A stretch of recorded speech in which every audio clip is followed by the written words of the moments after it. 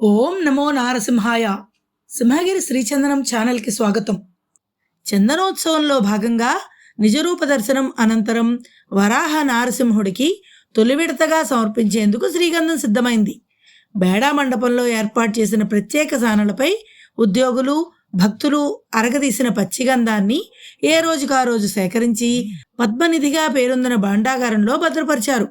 సుమారు 125 కిలోల గంధాన్ని బయటకు తీసి సాంప్రదాయంగా సుగంధాలు మిళితం చేసి తిరిగి భాండాగారంలో భద్రపరిచారు. స్వామివారి నిజరూపంలోకి వచ్చిన అనంతరం తొలిగా వక్షస్థలం పైన శిరస్సు పైన శ్రీగంధపు ముద్దలను ఉంచుతారు. ఆ విశేషాలను తెలుసుకుందాం. హృదయ చందనం సమర్పించడం జరుగుతుంది. అలాగే శిరస్సు పైన చందనం సమర్పించడం జరుగుతుంది.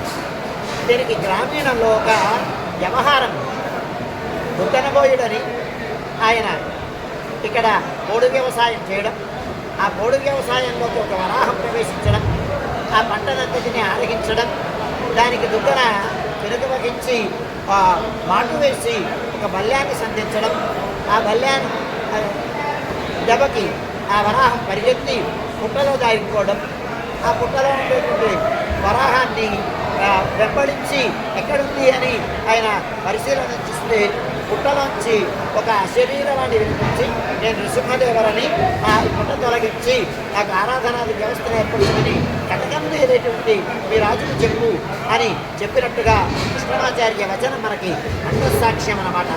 అందుచేత ఇల్లెప్పు ఘాటికి ఆ ఘాటు అపనోదనం చేయడం కోసం, అంటే ఓదార్పు కల్పించడం కోసమని ఆ హృదయంలో పక్షస్థల చందనం పెట్టడం అనేటువంటి సంప్రదాయం వస్తున్నట్టుగాను, స్వామి యొక్క ఆ తాప ఉపశమనం కోసమని శిరస్సు పైన చందన సమర్పించడం ఆనాడు ఆచారంగా వస్తుంది. ఓం నమో నారసింహాయ.